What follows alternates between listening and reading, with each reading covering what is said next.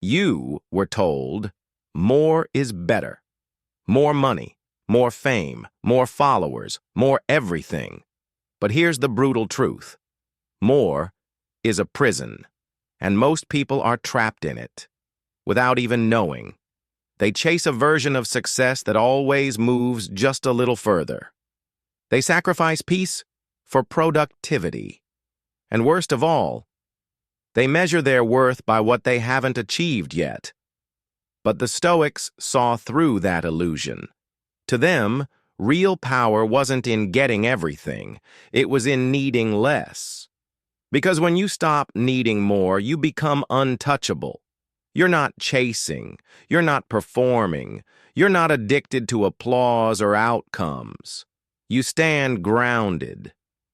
In this episode, we're going to explore 6 timeless Stoic lessons that will help you break free from the never-ending hunger for more. You'll learn how to recognize the trap, how to reclaim your peace, and how to build a life not based on lack, but rooted in enough.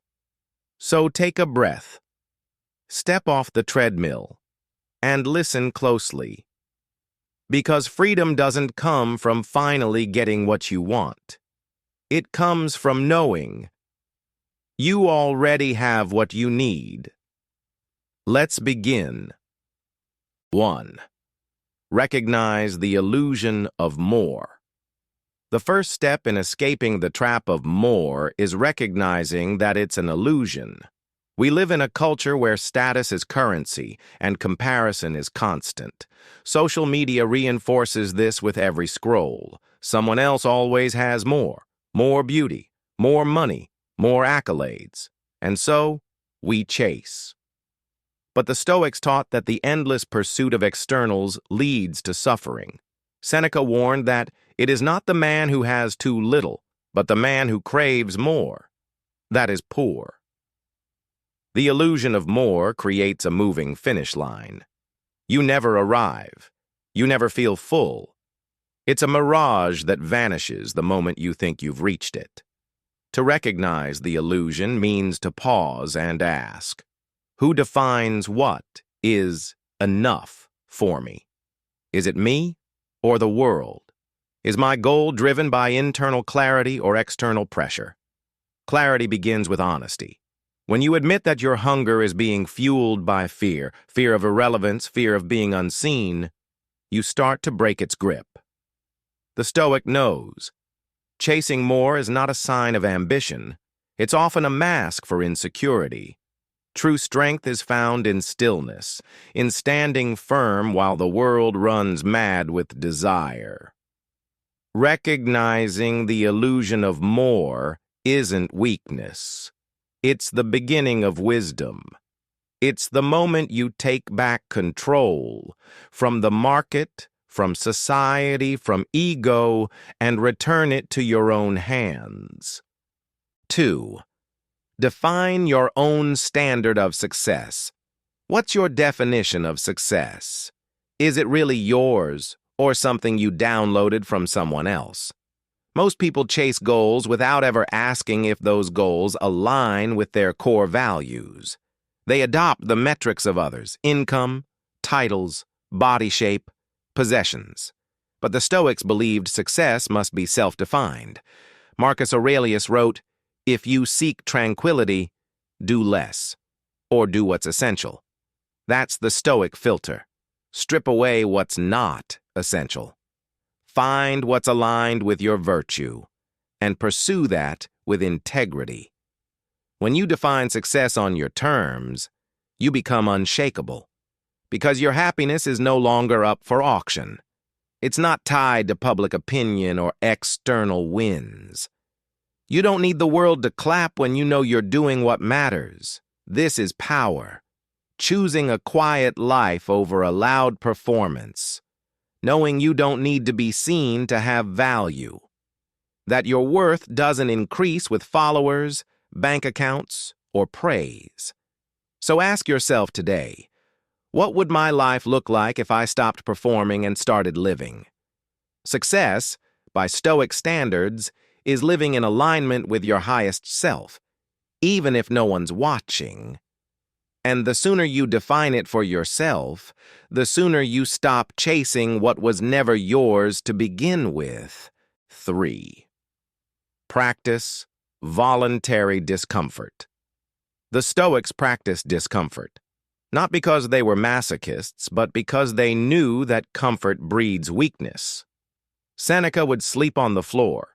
Marcus Aurelius would rise early to work in the cold. Epictetus, once a slave, knew that the mind becomes strongest when tested. In a world that promises comfort at every turn, practicing discomfort is radical. But it's also liberating.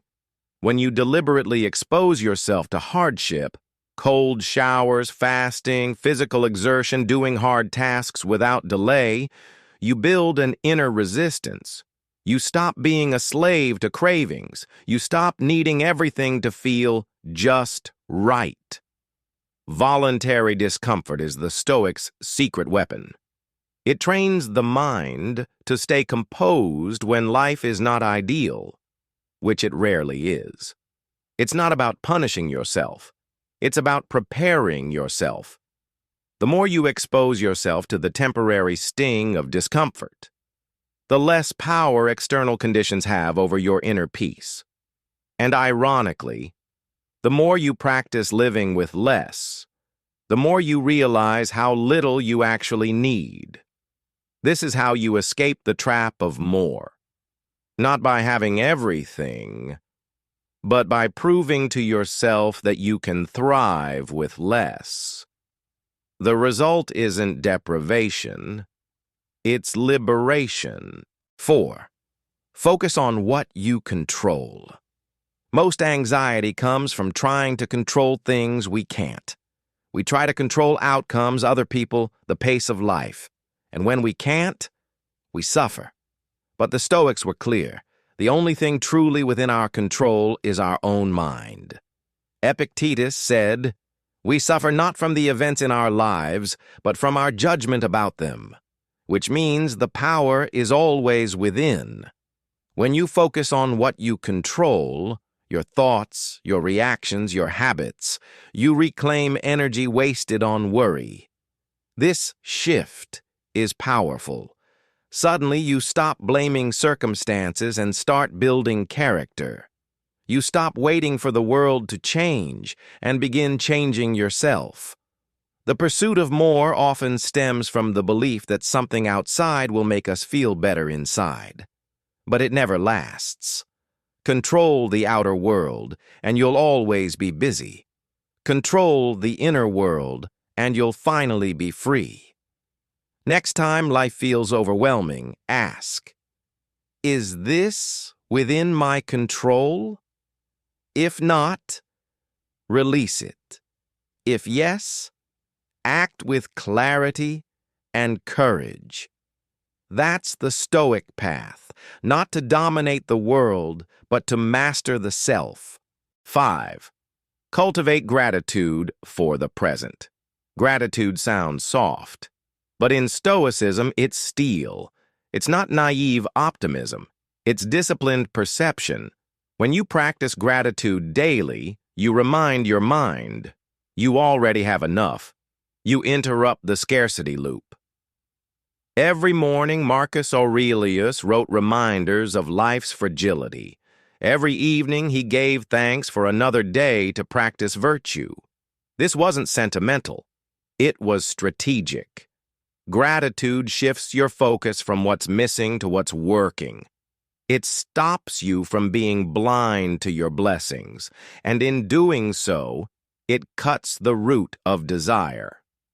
You can't feel desperate for more when your heart is full with what is. The Stoic doesn't wait for abundance to feel grateful.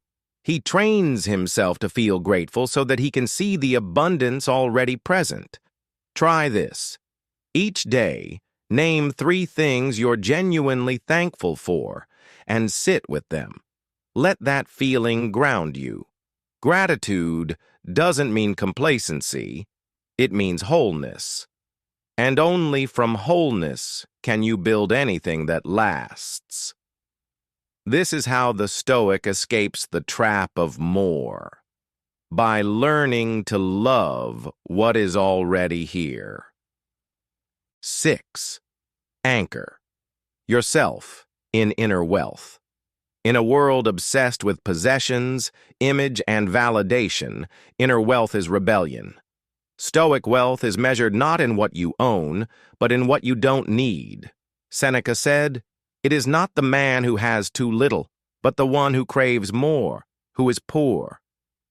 In this way, a man with less but no craving is far richer than a king who is never content. Inner wealth is built through virtue, self-respect, and peace of mind. It's not flashy, it's not loud, but it's unshakable. It's knowing who you are when everything is stripped away. You can lose the job, the title, the relationship, and still be whole.